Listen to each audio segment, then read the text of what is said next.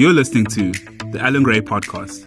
I am Sipesihle Zwane, a senior investment analyst at Allan Gray, and your host for this episode. This year, Allan Gray is celebrating 50 years of long-term investing. Over the last 5 decades, we have always put our clients' interests before our own, and we would like to thank you for placing your trust in us. While our approach to investing has remained consistent over the last 50 years, the investment landscape has become increasingly dynamic.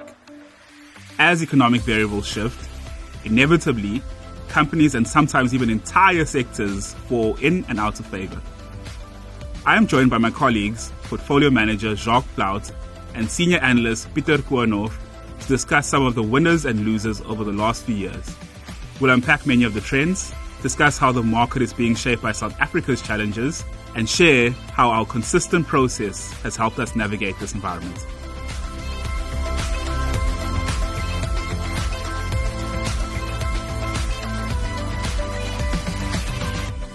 Maybe to start with you, Jacques, I think this is your first podcast so far. So one of the more interesting backgrounds in the team, or at least academic backgrounds, you studied music and maths. I mean, how do you get from a background of Bach and Boole to balance sheets and share charts? I mean, how did you make that move? That's correct. I did start off music and maths. I switched from music to maths quite quickly after only 1 year at university. And then all the good jobs were in corporate, and an academic career wasn't really on the cards for me. So my first job was up in Joburg in consulting. And I must say, I really did not enjoy that at all. But I was good friends with the guy in my Bible study who introduced me to Warren Buffett. He gave me books to read, and I was hooked. From the moment I knew there was a job like investing, that's what I wanted to do. Thank you to Warren Buffett. And for you, Pieter, I guess you've been here 10 years, came in as a CA trainee. You cover a lot of the other listed asset managers. I mean, in your opinion, I think in all your experience, having seen the business in more elements, I guess, as a CA trainee, what do you think makes for a good asset manager? I mean, Allan Gray is turning 50, we're as old as hip hop. So what do you think makes for a good asset manager in your experience? So I think there are 3 things that are really key if you want to be a good asset manager, and especially if you want to do it over the long term, if you want to stand the test of time. So the first one is having a consistent investment philosophy and process. And at Allan Gray, I think we're fortunate we've got policy group reports on companies going back 40, 50 years, which we can access. It's incredible how true we've stayed to our philosophy and our process over the last 50 years. So obviously you try and refine it, but I think that consistency has been very important. I think the second key thing is culture. So we have a really good culture on the investment team where there are very, very robust debates, but you're always playing the ball, not the person. So very, very strong disagreements, very, very tough arguments, but it's always in a very respectful and incisive manner. And I think that's key to making good decisions. So I think the third key point is being privately owned and having long-term shareholders. And I think that affords you the opportunity to invest very differently, invest in a very contrarian way. And I think that's essential in order to generate superior long-term returns for clients over time. And, some listed asset managers do really well, and that's possible. But I think for Allan Gray, it's been a big advantage to be privately owned, where we can afford to take a long-term view. You can afford to be very, very contrarian, look very different from the market. And for sure, you come under pressure in the short term there. But I think that's what's necessary in order to generate good long-term performance. Respectfully, I'll have to agree with that. So maybe in talking about the recent winners and losers, I think one cannot avoid talking about the big corporate failures and how those have turned out. Jacques, you covered Steinhoff, which we didn't have a very big position in. And I mean, in reading back your reports, we're very skeptical about, to say the least. What do you think, I mean, that and other corporate failures, what are some of the things that we picked up or that we looked for to make the decision not to buy that, even though the share had outperformed the market for quite a while? The fact that it had outperformed made us look even closer, I guess. So with Steinhoff, this is all very clear with the benefit of hindsight. But the joy was tempered a bit by the fact that we did have a small position in the stock, and we had actually been buying in the months up to everything going wrong for the company. And we were always thinking in terms of weighted probability outcomes, right? And there was some universe in our minds in which the orange lights we saw in the accounting were just that, they were orange and not red, and things would work out fine. So we were scrambling even after the company announcement to work out, how much has our intrinsic value changed. And there were times when we were buying little bits, but fortunately we always had a very large underweight position in the stock. When we discuss a stock, in addition to putting a buy or a sell on the share, we also put a star rating on the stock, which is an indication of how risky the company is. And a lower star rating limits the percentage of fund that can be in the share. Okay, so with Steinhoff, a couple of the things were the accounts were very opaque, and they did strange things like buy companies on the last day of the financial year. And they were always changing around divisions. There were lots of divisions which you really don't know what's happening here. Their acquisition of Mattress Firm was just very strange. That company didn't make a lot of free cash flow. The US mattress space seemed very overtraded. And then, yes, just some of the notes didn't make sense to me. It was a very story-driven stock. So it felt like they were trying to deflect attention from the numbers to, oh, but look at our European property portfolio. And there's no audited number available, but they throw out something. So those are a few of the things I remember. Mm. A nice anecdote I have was my first day of work at Allan Gray was on the 4th of December, 2017. Oh, right. I think when the news came out on the 5th, I think. It came out on the 4th. Oh, okay. So the SENS came out at 8:35. And what happens here at Allan Gray, when you start working, your boss comes to pick you up downstairs. So my boss was Andrew Lapping, the CIO at the time, Chief Investment Officer. And when he came down, he had a little bit of a smile on his face. So I asked him, are you always this happy? Every Monday, is this how happy you are? And you could just see it's that satisfaction of being proven right after taking on the pressure of being wrong for quite a while. And I think it's the ownership structure that allows you to take that uncomfortable pain. But it's that feeling of satisfaction when you're proven right is very valuable. Maybe Peter, some of the other shares that did incredibly well for a long time, I guess coming into, let's say, 2018. Property was a big one, I guess, not exactly corporate failures, but a lot of unsustainability there or things that didn't make sense. I mean, can you talk to some of the orange flags maybe that we saw there? That was also a very painful position for us for a very long time. So at Allan Gray, we were underweight property for a very, very long time, sort of from the early 2010s all the way to probably peaked about 2018, 2019. There were always a lot of orange flags that we had with the sector, and some of that was very, very blatant financial engineering. So companies were using derivatives and very, very opaque structures in order to artificially increase their earnings. I think the other thing that a lot of the companies were doing were they were typically issuing shares and paying out earnings in excess of the cash that they were actually generating, and also funding a lot of that using debt. And we didn't see that as a sustainable way of running a business. For a long time, thought the property companies were over-earning. And I guess the other point there was starting valuations. So sort of, if you're a property company and you're trading at a very big premium to the value of your underlying assets, and then the market is basically pricing in high growth and high growth, and that continuing for a long time into the future. And so we looked at a lot of these various factors and then just came to the conclusion that there isn't a lot of margin of safety here. With the benefit of hindsight, it was the right call to be underweight property, and this sector unraveled spectacularly after 2018. Some of it obviously was made worse by COVID, which we didn't see coming. But even before that, the industry was taking on a large amount of pain. But for the years leading up to it, you feel very silly. Because we came to this conclusion in 2012 or 13.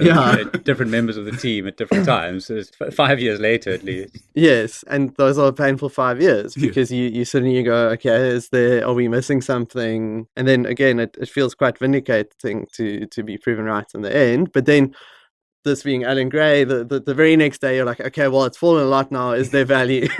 So you sharpen your pencil and you do more analysis to see, okay, is this a good entry point? So when this happens, it's not like you can sit back and be fantastic, we were right.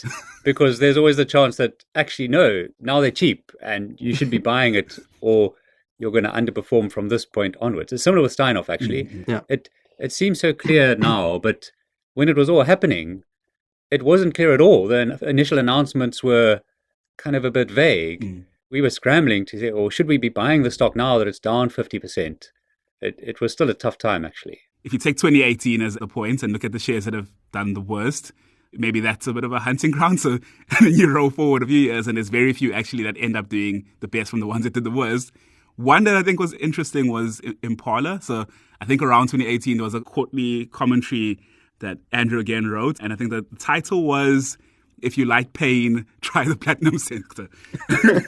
Very uncomfortable position to hold.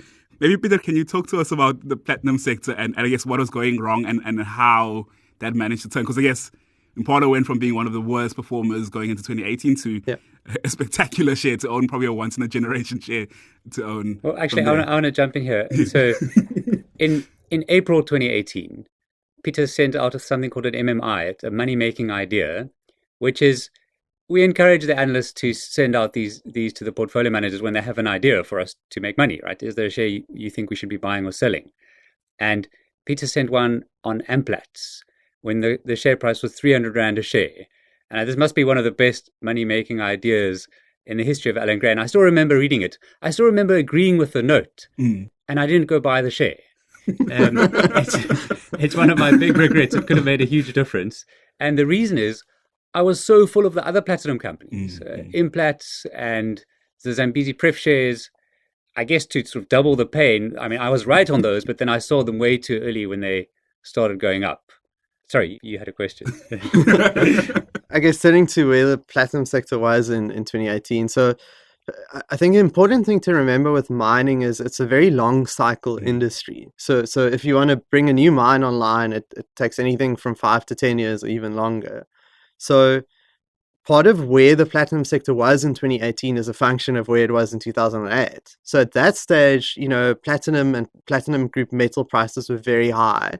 And there was a lot of investment and exuberance going into the industry. So they were spending a lot of capital adding production, and as sort of demand came under pressure and that new supply came online, and as costs grew, the profitability of the sector tanked, and it was a brutal sector to be in for a number of years, sort of from 2012, 13 onwards. And the bottom was close to 2018. I remember going to the mining Indaba in 2018, and there was a meeting amongst the CEOs of all the platinum miners, and there were more CEOs there than analysts attending the meeting, which is usually like a pretty good contrarian sign that, this isn't a loved sector. This isn't a loved share. Maybe there's something here. That doesn't always work, because I remember going to construction conferences in 2018. From about 2012, we thought, okay, now is a good, it's, all the signs are there. The construction sector is a good time to buy, trading at less than book value, and they've basically all gone to zero. Almost all. Yeah, so sometimes, you can sort of take these anecdotal pieces of info and it's a part of the puzzle.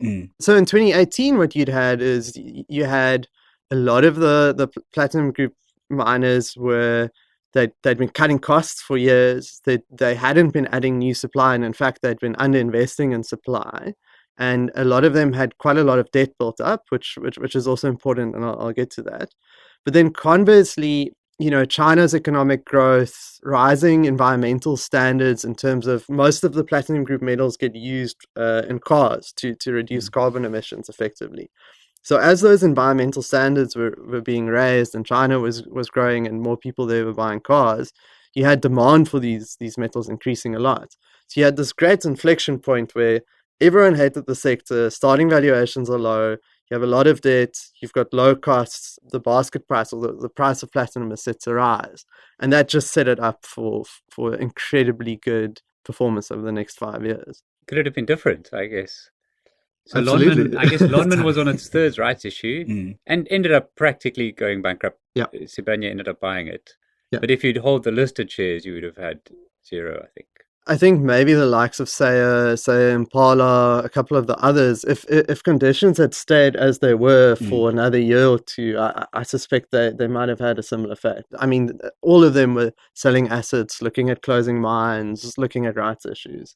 But it's often in that depth of depression and chaos that you get the best buying opportunities, but you had to back the right horses. I guess that comes back to the star ratings again. Investing is a probabilistic exercise, and sometimes things can turn out way worse than you expect, and sometimes you can make a lot of money for your clients on taking these risky bets. Something we do sometimes is we don't think as closely about the supply side. I always find the supply side can be quite interesting. So take iron ore, for example, and we focus a lot on demand and Chinese construction and steel production.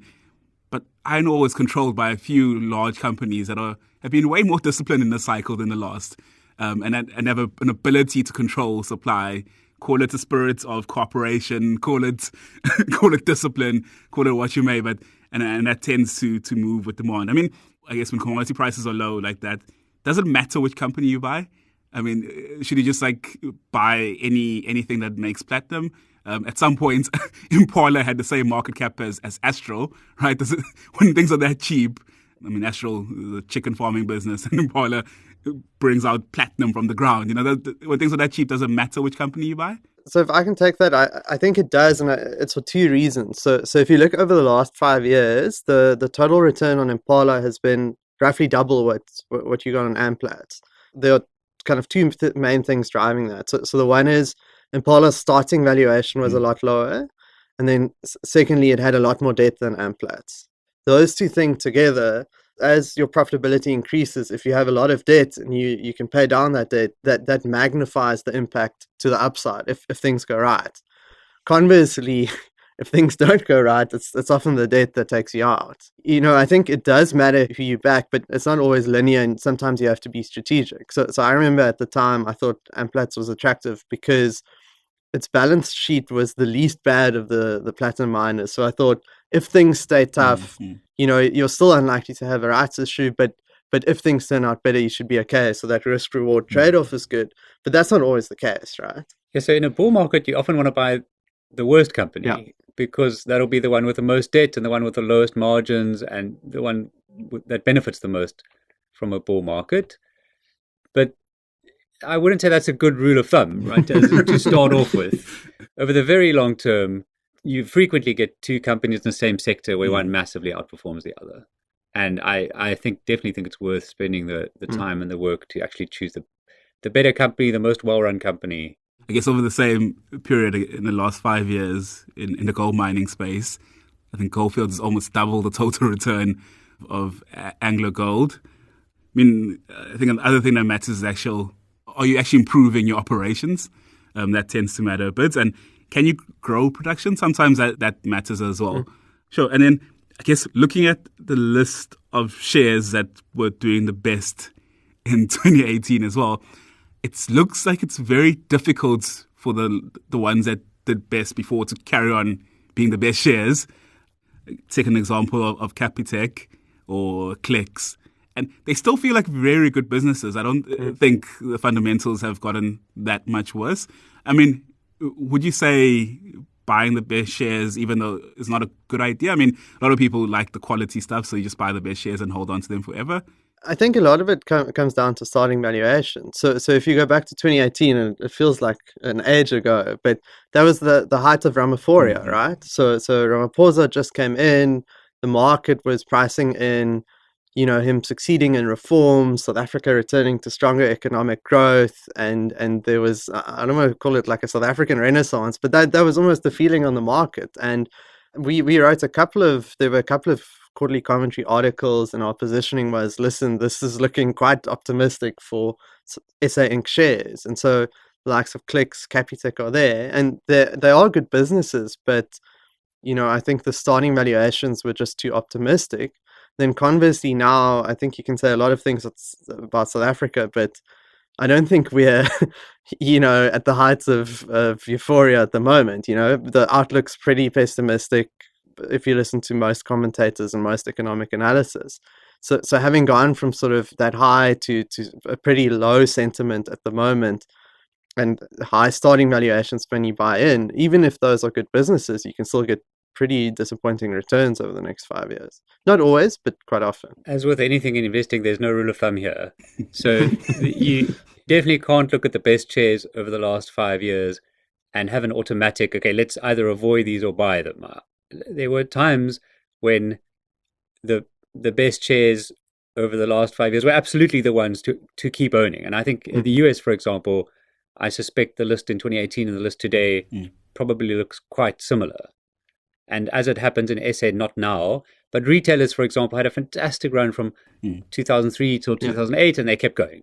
And you shouldn't have dismissed them just because they happen to have done well. If you were sitting in 2002 trying to think about what the potential growth could be, it almost takes quite a big imagination on the upside.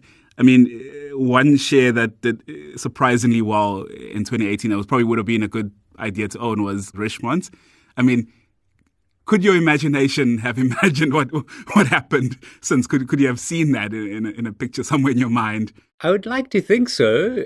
We didn't, obviously. So Richemont in 2018 was quite a different picture to today. So at the time, the share hadn't really grown earnings for a long time. Governance concerns were similar to they are now. The company's got a control structure. It's really controlled by one family. They sort of don't care about losing money for a decade or more in some of their underperforming brands. And they had quite a poor technology strategy. And that's all just been completely overpowered by wealthy people's desire to buy jewelry. So we did not see that coming, especially in a pandemic. I would have thought with less travel, there's generally going to be like less buying of luxury goods. But Richemont, geez, they've really benefited from the rich getting richer. Also, just watches and jewelry have both just been flying. And there are very few brands as strong as theirs in the world, and that they've been a huge beneficiary from that. Is there any other sort of companies you can think of where earnings or the fundamentals have defied imagination over time? I think you can probably put Capitec in that bucket. Some members of our team have been saying Capitec's a scam and it's going to blow up since maybe 2003, and they've been proven wrong so far. And, So just to put that into context, we've had historically for the longest time, I wouldn't call it a bias, but a rule of thumb against buying microlenders. Yes. And that's worked very well for us. It is a good rule of thumb. Yes. And Capitec is one of the few microlenders in the world which has stayed in business. They've been prudent when they had to be prudent, and they've actually used the profits to grow a very, very attractive transactional business. Yeah, and I think as most companies grow to scale, typically you see the return on equity or returns in general trending down. And Capitec's been able to maintain an extremely high return on equity, sort of in excess of 25%, through various crises, through a tough economic environment, and just been able to keep doing that. What's been interesting is that while it's continued to perform really well, you've always had another chance to buy the share. Yeah. So it fell a lot after the Viceroy report on it came out. It fell a lot when African Bank was going bust. It fell a lot initially during the COVID pandemic. So it's been a share that's rewarded you in being patient and waiting for good buying opportunities. My take on your question, which companies have defied imagination, I would say a lot of the best performing stocks of the past 5 years happen to be resources companies. And resources companies, the metals, there are these demand squeezes, and you do often see them doing either very well or very badly. But in the US, there have been a lot of examples, something like Nvidia or Tesla. Geez, they've grown earnings like the clappers. Even the bigger ones like Amazon, I would not have thought 10 years ago. They really have, on a fundamental basis, grown their earnings beautifully and performed extremely well. Peter, you made a good point on Capitec always sort of allowing you opportunities to buy when it falls quite a bit. I mean, your thoughts on catching falling knives? I mean, there's been a lot of shares that have fallen significantly. I mean, there's Transaction Capital's the most recent one, but EOH, I mean, maybe that's a bit of a governance one, but there's been a lot of shares that fall a lot over a short amount of time. And maybe the fundamentals change. How do you feel about that? And maybe Jacques to add as well. How do you generally approach those in maybe buying them in the portfolios or not? The key is to have an intrinsic value for the stock, right? If you're watching the share price and trying to guess when this might be the bottom or not, then you buy it falls further, then what do you do? So I think you have to have a intrinsic value. Obviously, the intrinsic value can change very quickly as new facts come out. That's the tricky thing. And I would say you got to do the work. In my experience, it has often paid just to wait. There are very rare instances when a share is down, let's say 50% in a few days, and now is the time to jump in, and it goes right back up again. As it happens with Capitec, there were two occasions like that, and we took advantage of both of them. But that's quite rare. Usually, these things take a while to unwind. There are definitely shares that have surprised us in their ability to underperform expectations over long periods of time, and also the magnitude with which it has happened. So I was surprised looking at sort of the data and how many of the shares that were underperformers in the 5 years to 2018 were again underperformance from 2018 to 2023. Kind of, you'd think after they'd already done very poorly, earnings were low, starting valuations were low, and then they succeeded in still being poor investments for the next 5 years. The way I think about it is a couple of things. So I know Jock says there are no rules of thumb. I respectfully disagree with him. I think the one for me is there's never just one cockroach.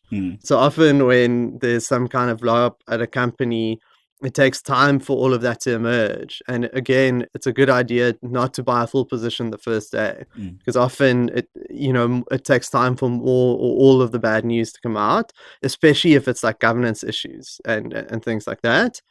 The second one is thinking quite carefully about what you think the right position size is, because it's very tempting. A share has fallen 50%. Now you buy a position and then it falls another 50%.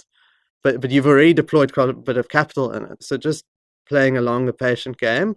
And then the third thing I try and think about quite carefully is this a structural issue facing the company, or is it actually a cyclical issue? And being honest about the prospects for turning it around. And also bearing in mind, I guess, that if you are in a very tough macroeconomic environment where there's little economic growth, there's high load shedding, something like that, that makes it much more difficult to succeed with the turnaround story, where if the economy is flying, you've just got a lot more momentum to feed off of. So I think those are kind of the three things I think about in terms of catching falling knives. Yeah, those are good points. PPC is one of the ones which it had a very bad 5 years to 2018, and it's had another very bad 5 years. And it used to be a cyclical company. I had a note in my diary, think carefully about buying PPC. I think it was about in 2018, which I'd put there a year or two ahead, because you could just see this is the cycle usually goes.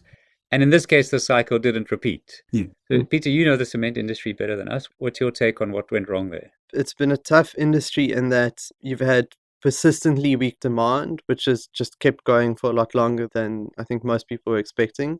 You've had imports coming in, and there's always been this promise of tariffs, which would assist the South African cement producers a lot, but that's never materialized. I mean, it's been on the horizon for many years now. And then the other thing is you've effectively got too many players in the cement industry with too much spare capacity. And because of this cost structure of running a cement plant, you're almost always incentivized to keep producing. So no one takes out supply, and as a result, you've just had this pain trade that's kept going for years and years. You had this bright moment during COVID where people were in lockdown and they had some excess savings, and suddenly like DIY cement demand went through the roof, and these shares rallied, and it was this beautiful moment in the sun. And then it all unraveled the next year, and they all went back to sort of trading at multi-year lows. I guess then the question is, okay, so structurally, how likely are things to change? How likely is supply to start coming out? And you see some consolidation and some activities, M&A happening in the sector, but it still remains just a very, very tough operating environment. Yeah, I guess it's one of those where thinking about the supply is again quite interesting, and the ability of supply to leave the market. Sometimes it's not that obvious that just because prices are low, supply can leave the market. Yeah. Maybe these are all the points people were making about platinum in 2018. Yeah. And maybe a similar one on that, like, say, paper and packaging. I mean, what are your views there? And I guess, again, supply probably matters quite a bit there as well. I think paper and packaging is quite a broad church. So paper in most grades is sort of in secular decline, but because in a large number of those grades, supply has actually been falling faster than demand's been falling.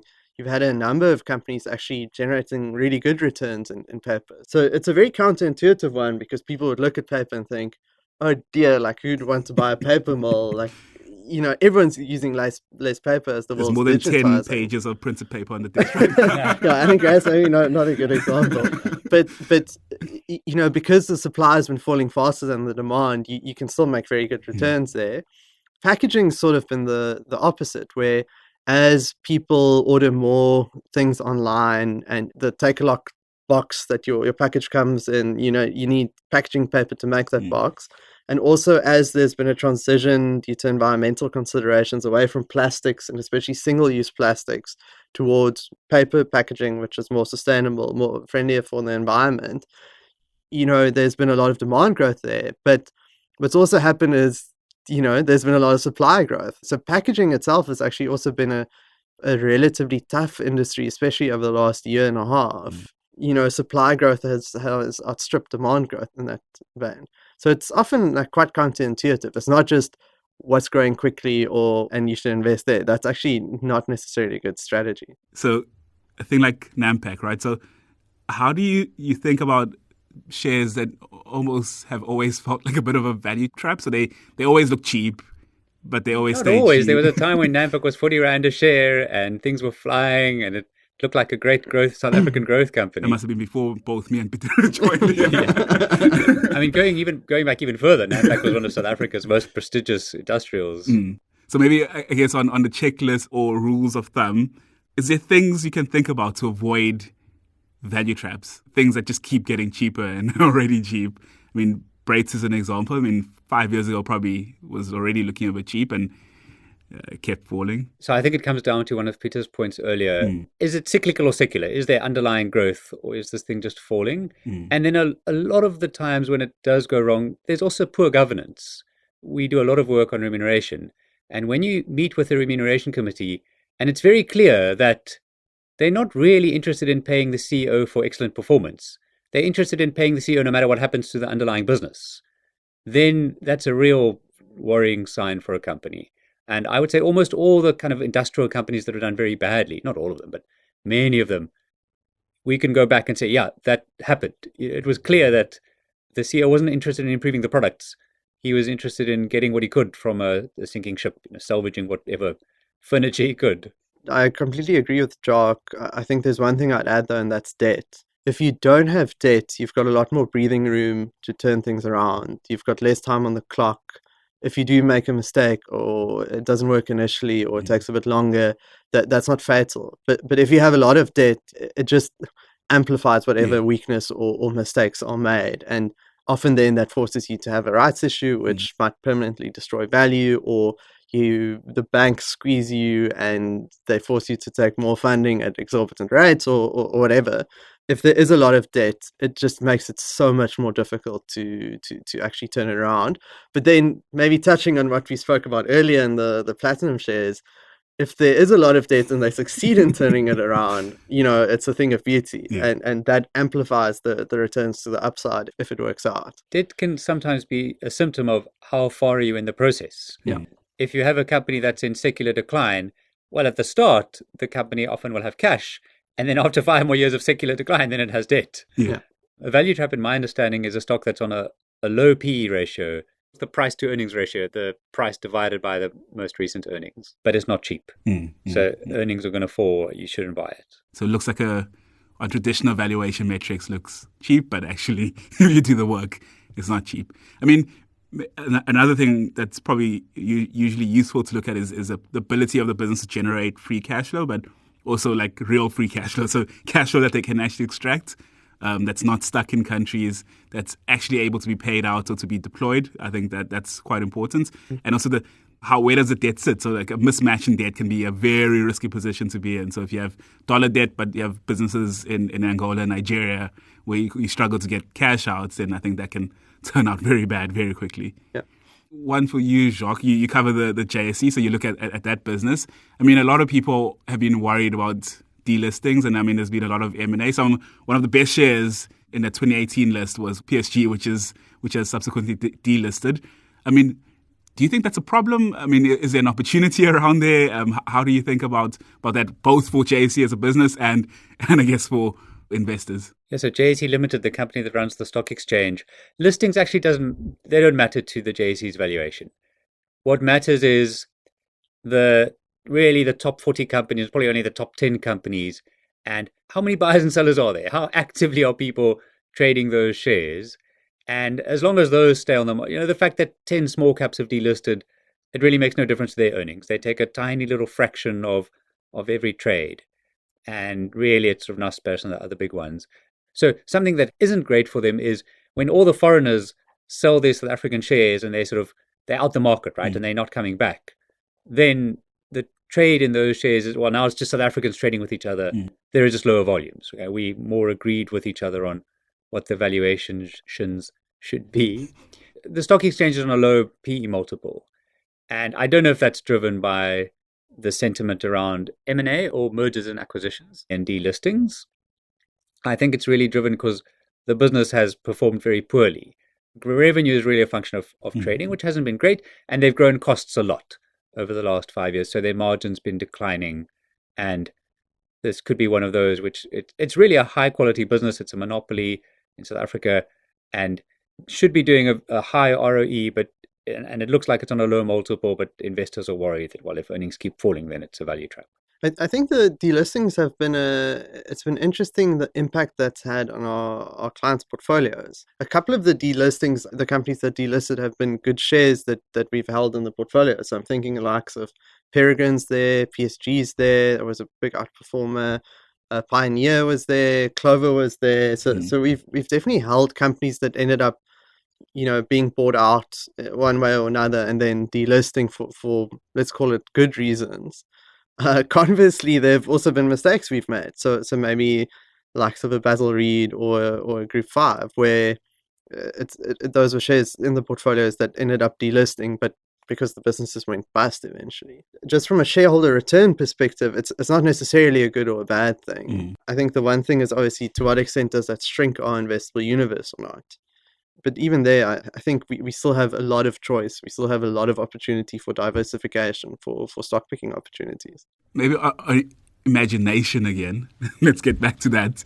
If you had to think about the next 5 years and what is a likely shares or likely businesses to be on that list of the top performers in the next 5 years, maybe to start with you, Jacques, do you have any, let's say, things you'd look for and any shares you think are likely to be there? I'll preface that question by saying we don't sit around trying to find what are going to be the top 10 shares over the next 5 years, because often, like we were saying earlier, these can be the junk companies that just happen to have a good tailwind and they benefit from inputs or something like that.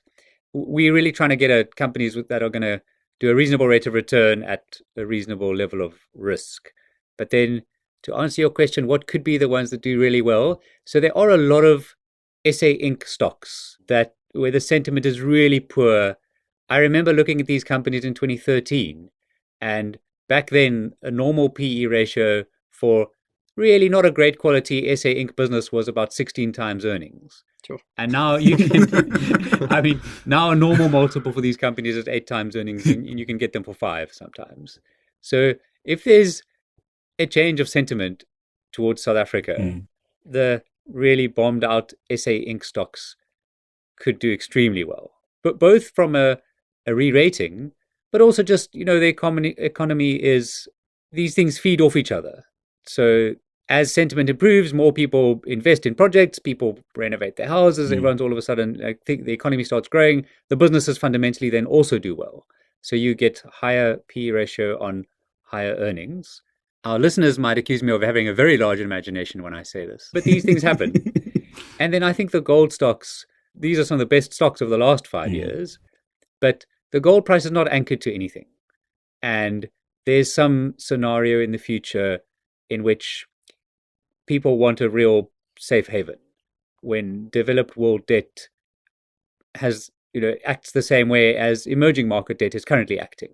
And people start losing faith in whether large governments can really service their debt. In that scenario, again, I'm using my imagination, But the gold price could go up a lot, and that'll benefit the gold companies enormously. So from my side, if I was to use my imagination, I think history tells us if you want spectacular outsized returns and you're not too worried about risks, because that's not what you asked, right? You want low starting valuations, you want high operating leverage, and you want high financial leverage. If you add those three together, just mathematically, that's how you get the highest returns, provided the company doesn't blow up in the meantime. So if you look at it that way, I think to Jacques' point, there are a whole bunch of SA Inc. shares that probably tick that bucket. So maybe something like KAP is there, Bright's probably there. But maybe at a sectoral level, I think the property shares are there. I mean, a lot of them are trading at a sort of 40-50% discount to their underlying assets. They have a lot of debt, and also their cost structures are typically, they also have a lot of operating leverage. Now, for sure, some of them aren't going to make it, and you can see that sort of playing out already in the sector.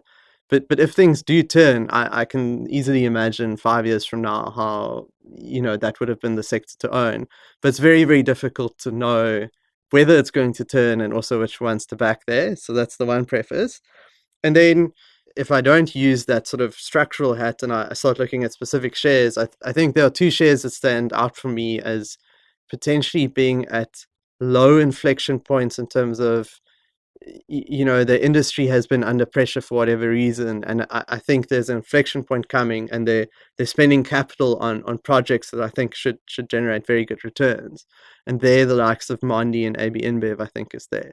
AB InBev's starting valuation is maybe quite a bit higher, but it's also, I think it does have pretty good growth potential. And then Mondi, I guess, is something we've added to the portfolios over the last year, but there it's trading at a very low valuation versus its history.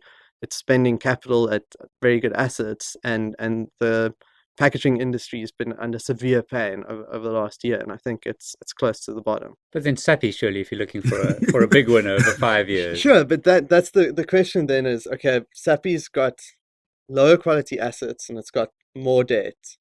So that's more that upside risk. More upside for sure, but also more risk. So that's the question is, okay, where on that risk reward spectrum do you want to be? Like how much risk do you want to take knowing, and I'd fully agree. I think Sappi's got more potential upside than Mondi, but there's also a higher risk of ruin. And I guess that's where the analysis comes in. If you can get comfort that Sappi's not going to go bust or not going to need the right issue or something like that, seems like a very obvious buy.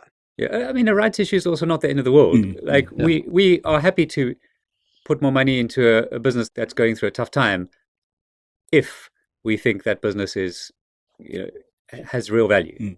I'm going to challenge Jacques on his rule of thumbs point. I think there's a second rule of thumb, which Duncan, our chief investment officer, always reminds us of, which is always, you make a lot of money on the second rights issue. And I think he refers to Supergroup there during the financial crisis, where in the second rights issue, if you followed your rights, you made a lot of money. I'm not sure whether that's always the case, but I do think there's a good lesson there saying, the first rights issue isn't necessarily the only one. But I take Jacques' point, it isn't necessarily the end of the world. And you've seen a lot of companies do really well with rights issues. As Peter's illustrated, I shouldn't have said rule of thumb. There are no rules, but there are rules of thumb. Yeah. I think my imagination shares a bit more boring, but it fits Peter's 3 rules. so one of them is the operational leverage. So shares British American Tobacco doesn't feel as risky, but operational leverage definitely. It has a tax structure where small increases in prices can have an outsized increase in revenue. Definitely some financial leverage. It has quite a bit of gearing. And what was that one? Low starting valuation, sort of mid to slightly above a mid-single digits PE multiple. So you can easily see if for some reason the perception in investors' minds change, if it starts to be valued the same as other staples, double, triple your money, possibly, if you have a big imagination. And I think people might eventually start to understand that the new generation products, so the things that people are switching cigarettes for that are less harmful to consumers, could be at least as profitable as cigarettes. And if that's the case, then I think you can see quite a lot of upside there. Then if you really want to have a big imagination, I think an interesting one is MultiChoice. obviously very difficult to watch TV when you don't have electricity most of the day. But they're spending quite a bit on Showmax, and if Showmax can get to the numbers they think it can, so $1 billion revenue business, low 20 to mid 20s margins. You have a betting business that grew 50% in dollars last year. Not big, but it's going to launch a super sport bet soon, and then that's going to be quite big as well. And then you have more electrification. So you have these few things that, if you have an imagination, if they go right, can actually have a lot of upside in the share that's actually fallen quite a bit because people are a bit worried about the shorter term load shedding risks and the Naira devaluing. So that's probably one of my, I can see the sort of the blue sky potential in that. Another one, you can also see the grey sky potential, but then you always need that to set up a big winner. Dark sky. Yeah. And then another one which looks expensive and could be expensive on valuation, but is OUTsurance, right? So looking at shares, if you're just operating in South Africa, sometimes you struggle to see the real upside.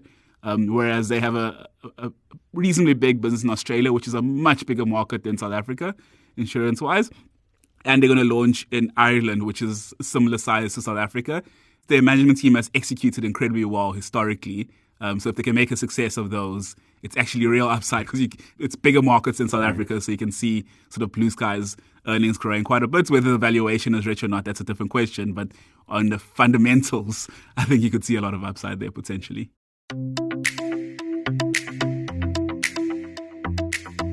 Thanks to Jacques and Peter for joining me, and thank you for listening to the podcast. We delved into a range of winners and losers, while reflecting on what has led to their success and failure. We also chatted about some of the long-term trends shaping the opportunity set today, and how we can use those learnings of the last 50 years to help identify the next winners. To share your thoughts on this episode, you can send an email to info@allengray.co.za. This podcast is available wherever you enjoy listening to podcasts. Subscribe on your favorite podcasting platform to be notified of new episodes. Lastly, Allan Gray is an authorized financial services provider. To view the T's and C's, visit allengray.co.za. Until next time, I'm Siphesihle Zwane from Allan Gray. This podcast was produced by Volume, and thank you again for listening.